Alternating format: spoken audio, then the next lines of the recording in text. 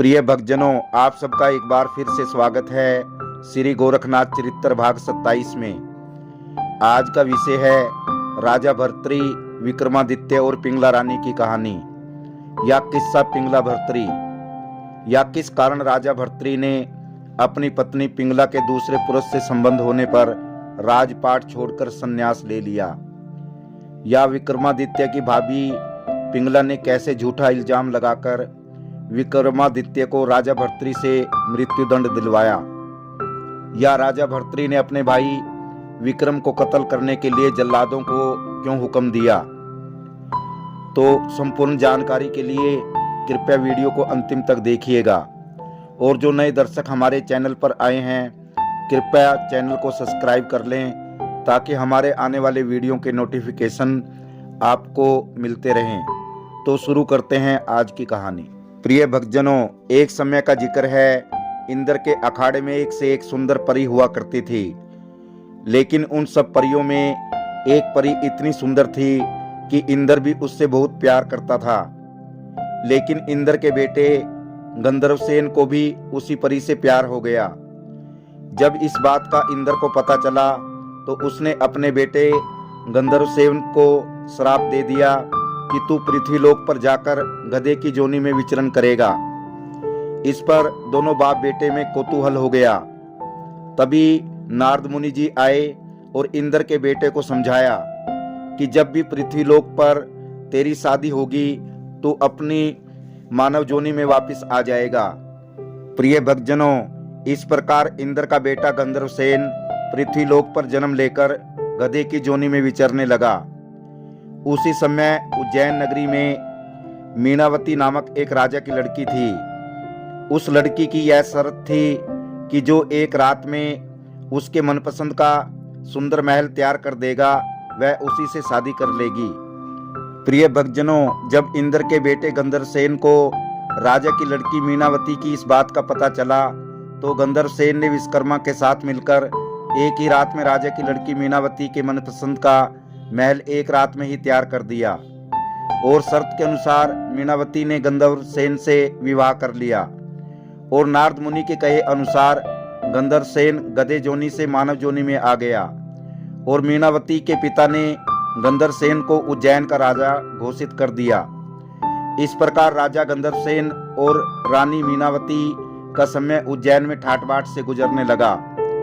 और राजा गंधर्वसेन और रानी मीनावती की 3 संतान हुई। बड़ा बेटा भर्तृ, इसके बाद बेटी मैनावती और सबसे छोटा बेटा विक्रम।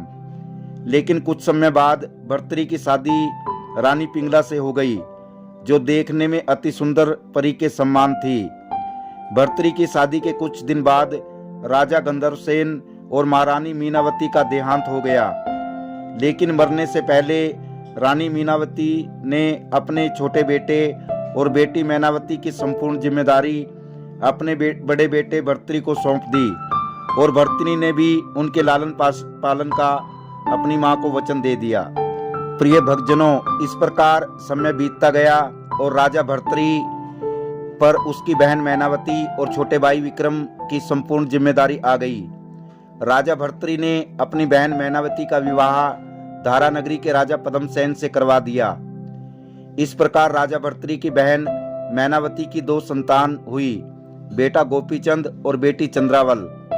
लेकिन कुछ ही समय बाद राजा भर्तृ की बहन मैनावती के पति पद्मसेन का देहांत हो गया। और मैनावती ने अपने बेटे गोपीचंद को छोटी सी उम्र में ही धारा नगरी का राजा बना दिया। और उधर राजा भर्तृ का छोटा भाई विक्रम भी पढ़ाई करते हुए बड़ा होने लगा। प्रिय भक्तजनों, एक दिन की बात है, राजा भर्तृ के महल में महायोगी गोरखनाथ आए, जिनका राजा भर्तृ ने बहुत आदर सम्मान किया। तभी गुरु गोरखनाथ जी ने एक ज्ञान सभा में कथा का आयोजन किया, जिसमें सभी राज्य निवासियों ने राजा भर्तृ के साथ भाग लिया। प्रिय भक्तजनों, लेकिन कथा को चलते कुछ ही समय हुआ था कि राजा भर्तृ गुरु गोरखनाथ की ज्ञान सभा की कथा को बीच में ही छोड़कर उठ खड़े हुए। तब गुरु गोरखनाथ जी ने राजा भर्तृ से पूछा कि क्या हुआ राजन, आप कहाँ जा रहे हैं। इस पर राजा भर्तृ ने कहा, गुरुदेव, मेरी रानी पिंगला से मिलने का समय हो गया है, इसलिए मैं आपकी संपूर्ण कथा को नहीं सुन सकता। प्रिय भक्तजनों, इस पर गुरु गोरखनाथ को बहुत गुस्सा आया। तब गुरु गोरखनाथ ने सय्यस नामक एक सुंदर व्यक्ति बनाकर उसको राजा भर्तृ की गुड़साल में नौकरी दिलवा दी। एक दिन की बात है, सय्यस नामक उस सुंदर व्यक्ति को पिंगला रानी ने अपने महल से देखा। पिंगला रानी को सय्यस राजा भर्तृ से भी ज्यादा सुंदर लगा और उसने सय्यस को कई बार किसी न किसी बहाने से महल में बुलवाया और मुलाकात बढ़ी। मुलाकात बढ़ते बढ़ते रानी पिंगला और सय्यस में प्यार हो गया। अब तो रानी पिंगला को जब भी समय मिलता वो अपनी प्रेम वासना को बुझाने के लिए सय्यस को महल में बुला लेती और दिन बीतते चले गए।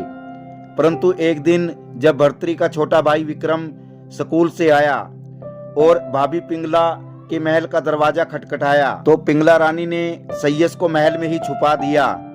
और जैसे ही विक्रम महल के अंदर आया तो उसने अपनी भाभी पिंगला से पूछा, भाभी यहाँ कौन था? मैंने किसी के बोलने की आवाज सुनी है।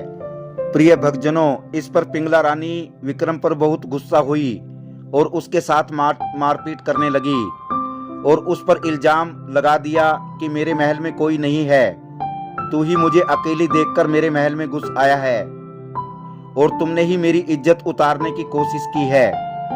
प्रिय भक्तजनों, विक्रम बिना पिंगला की बात सुने अपने बड़े भाई भर्तृ के पास पहुंचा और भर्तृ से सारी बात कह सुनाई। इस पर भर्तृ भड़क कर बोले, विक्रम, मुझे इस बात में कोई सच्चाई नहीं लगती, शायद तू झूठ बोल रहा है। रानी पिंगला तो पतिव्रता नारी है और वो तुम्हारी बड़ी भाभी है, उसके बारे में ऐसा कहना तो दूर की बात, तुम्हें सोचने पर भी शर्म आनी चाहिए। इस पर विक्रम बोला, भाई, मैंने तो यह सब अपनी आंखों से देखा है कि महल में कोई न कोई आदमी जरूर था, आंखों से देखा गलत कैसे हो सकता है। इस पर राजा भर्तृ ने अपने छोटे भाई विक्रम को कहा, क्योंकि राजा भर्तृ अपने छोटे भाई विक्रम से भी उतना ही प्यार करता था जितना कि रानी पिंगला से, इसलिए उसने अपने भाई से कहा कि मैं इस विषय में पिंगला से बात करूंगा। परंतु उधर पिंगला रानी के मन में शक हो गया कि विक्रम चुप बैठने वाला नहीं है, वह सारी बात अपने भाई भर्तृ को जरूर बताएगा, इसलिए मुझे विक्रम का कोई ना कोई इंतजाम करना पड़ेगा। इसलिए विक्रम का इंतजाम करने के लिए पिंगला रानी नगर सेठ के पास गई और उसको विक्रम के खिलाफ झूठी गवाही देने के लिए तैयार किया कि तुम राजा भर्तृ से कहना कि विक्रम हर रोज तुम्हारे घर आता है और तुम्हारे बेटे की पत्नी को विक्रम बुरी नजर से देखता है। परंतु नगर सेठ ने पिंगला रानी से कहा, रानी, यह गलत है, मैं झूठी बात नहीं कहूंगा। तब पिंगला रानी ने गुस्से में आकर नगर सेठ को धमकाया कि यदि तू ये सब नहीं बोला तो मैं तेरे पूरे परिवार को मरवा दूंगी। इस पर डरकर नगर सेठ झूठी गवाही देने के लिए तैयार हो गया। प्रिय भक्तजनों, तब रानी पिंगला स्वयं ही राजा भर्तृ के पास आ गई और भर्तृ से कहने लगी, तेरे भाई विक्रम ने मेरी इज्जत उतारने की कोशिश की है और उसके नगर सेठ के बेटे की पत्नी के साथ भी नाजायज संबंध हैं। इस पर राजा भर्तृ बोले, मेरा भाई विक्रम ऐसा नहीं कर सकता। इस पर रानी पिंगला बोली, महाराज, यदि आपको मेरी बात पर विश्वास नहीं है तो नगर सेठ को सभा में बुलवाकर पूछ लो कि विक्रम उनके घर जाता है या नहीं। तो प्रिय भक्तजनों, दरबार लग गया और नगर सेठ को बुलाया गया। राजा भर्तृ ने नगर सेठ से पूछने लगे कि यह सच है कि विक्रम गलत नीति से तुम्हारे घर जाता है। इस पर नगर सेठ झूठी गवाही देते हुए कहने लगा, हाँ महाराज, विक्रम हमारे घर जाता है और मेरे बेटे की बहू पर गलत नियत डालता है। तभी विक्रम को दरबार में बुलाया गया। विक्रम अपने बड़े भाई राजा भर्तृ को कहने लगा, ये सब झूठ है। परंतु नगर सेठ की गवाही को और पिंगला रानी की बात को सच मानकर राजा भर्तृ के मन में विक्रम की जो तस्वीर थी वह चूर चूर हो गई और राजा भर्तृ विक्रम से बोला, मुझे तुझे भाई कहने में भी शर्म आती है। जब नगर सेठ सच बोल रहा है तो पिंगला सच ही कहती होगी। तो प्रिय भक्तजनों, इस प्रकार विक्रम ने कहा, मैं निर्दोष हूँ। पर राजा भर्तृ ने जल्लादों को बुलाया और कहा, जल्लादों, इस विक्रम को मेरे सामने से ले जाओ और जंगल में ले जाकर इसको कत्ल कर दो। प्रिय भक्तजनों, इधर तो जल्लाद विक्रम को लेकर चले गए और उधर राजा भर्तृ के राज्य में एक गरीब ब्राह्मण और ब्राह्मणी रहते थे। वो इतने गरीब थे कि उनको एक समय का खाना भी नसीब नहीं होता था। फिर एक दिन ब्राह्मणी ने ब्राह्मण से कहा कि आप मंदिर में जाकर पूजा करो और भगवान से रोजी रोटी के लिए प्रार्थना करो। प्रिय भक्तजनों, उस ब्राह्मण ने कई वर्षों तक पूजा की। फिर एक दिन भगवान ने प्रसन्न होकर एक पंडित के रूप में दर्शन देकर उस ब्राह्मण को अमर फल दे दिया और कहा कि हे ब्राह्मण जी, यदि आप ये फल खा लेंगे तो अमर हो जाएंगे और मृत्यु पर विजय पा लेंगे। प्रिय भक्तजनों, वह ब्राह्मण उस अमर फल को लेकर अपने घर चला गया और ब्राह्मणी को सारी घटना कह सुनाई। इस पर ब्राह्मणी बोली, हमें तो एक वक्त की रोटी भी नसीब नहीं होती, तो हम इस अमर फल से अमर होकर क्या करेंगे। यह फल तो उसी आदमी के लिए उचित है जो जीवन में सुखी हो और धन धान्य से भरपूर हो। प्रिय भक्तजनों, अंततः ब्राह्मणी ने ब्राह्मण से कहा, आप ये अमर फल राजा भर्तृ को दे दो, वो अमर हो जाएंगे तो जनता का बहुत कल्याण करेंगे और इस अमर फल के बदले में राजा आपको कुछ न कुछ इनाम जरूर दे देंगे। इस प्रकार ब्राह्मण ने अमर फल को राजा भर्तृ को दे दिया। राजा भर्तृ ने वह फल प्यार में रानी पिंगला को यह सोचकर दे दिया कि रानी पिंगला इस फल से अमर हो जाएगी और हमेशा यौवन अवस्था में रहेगी और काल भी रानी का कुछ नहीं बिगाड़ पाएगा। इस प्रकार राजा भर्तृ ने वह फल अपनी रानी पिंगला को दे दिया और रानी पिंगला ने वह फल अपने आशिक सैयस को दे दिया। प्रिय भक्तजनों, सैयस सोचने लगा कि मैं इस फल को खाकर क्या करूंगा, मैं भी यह फल अपने किसी प्यारे को दे दूंगा। प्रिय भक्तजनों, क्योंकि वह सैयस एक बदचलन आदमी था। एक तरफ तो उसके रानी पिंगला के साथ संबंध थे और दूसरी तरफ उसके संबंध एक वैश्य के साथ थे। इस प्रकार उस सैयस ने वह फल उस वैश्य को दे दिया। इस पर वह वैश्य सोचने लगी कि मेरा जीवन तो पाप से भरा है, मैं तो सुबह से शाम तक अधर्म के ही काम करती हूँ, इस जीवन से अच्छा तो मर जाना है। मैं इस अमर फल को खाकर क्या करूंगी, मैं तो मरना चाहती हूँ, कब मुझे इस नरक भरे जीवन से छुटकारा मिले। प्रिय भक्तजनों, इस प्रकार वैश्य ने सोचा कि क्यों ना मैं ये फल अपने राजा को दे दूं, जिससे कि वो अमर हो जाएं। इस प्रकार वैश्य ने वह अमर फल राजा भर्तृ को दे दिया। वैश्य से वह फल लेते हुए राजा भर्तृ को शक हो गया कि यह तो वही फल है जो कुछ दिन पहले मुझे ब्राह्मण ने अमर होने के लिए दिया था। राजा भर्तृ ने रानी पिंगला से पूछा कि मैंने आपको जो अमर फल दिया था वो कहाँ है। तब रानी पिंगला ने झूठ बोलते हुए कह दिया कि महाराज, वो फल तो मैंने उसी समय खा लिया था। प्रिय भक्तजनों, तब राजा भर्तृ ने उस वैश्य से पूछा कि तुम्हें यह फल किसने दिया। तो वैश्य ने बता दिया कि मुझे यह फल मेरे एक ग्राहक सैयस ने दिया है। जब सैयस से पूछा गया कि तुम्हें यह फल कहाँ से मिला, तब सैयस बहाने बनाने लगा, परंतु सख्ताई से पूछताछ करने पर अंततः मौत के डर से उस सैयस ने पिंगला का नाम ले दिया और कहा, महाराज, यह फल मुझे आपकी पत्नी पिंगला ने दिया था और उसके साथ मेरे नाजायज संबंध मुद्दत से हैं। सैयद ने यह बात भी कबूल ली। प्रिय भक्तजनों, यह सुनकर तो राजा भर्तृ का सर चक्कर खाने लगा और सोचने लगा कि जिस औरत को वफादार और सच्चा समझा था और जिसके कारण ही मैंने अपने गंगाजल जैसे पवित्र भाई को कत्ल करवाया है, यह तो महानालायक, बदचलन और बेवफा औरत है। और दीवार में सिर मारकर अपने भाई को याद करके जोर जोर से रोने लगा और रोते रोते रानी पिंगला से कहने लगा, बेवफा औरत, तूने मेरे हाथों से मेरे बेगुनाह भाई का कत्ल करवा दिया।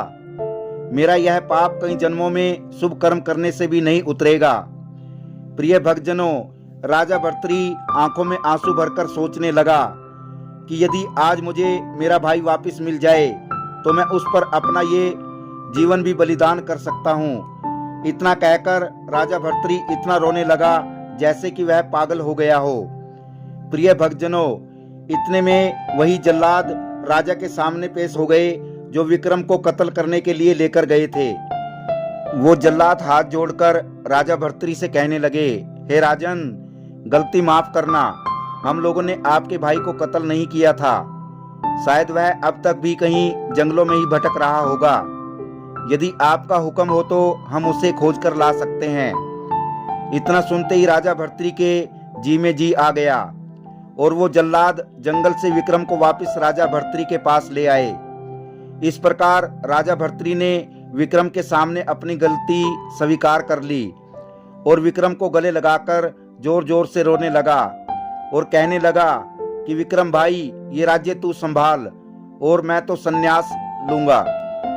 प्रिय भक्तजनों, इस प्रकार विक्रम के बार बार समझाने पर राजा भर्तृहरि अपने संन्यास लेने की बात पर डटा रहा और सब राजपाट छोड़कर विक्रम को सौंपकर भर्तृहरि सन्यासी बनकर शहर छोड़कर गुरु गोरखनाथ की शरण में चला गया। तो प्रिय भक्तजनों, यह था श्री गोरखनाथ चरित्र भाग 27 या किस्सा पिंगला भर्तृहरि। यदि ये वीडियो आपको पसंद आया हो तो वीडियो को शेयर करना और चैनल को सब्सक्राइब करना। आप सभी दर्शकों का धन्यवाद। जय श्री गोरखनाथ जी।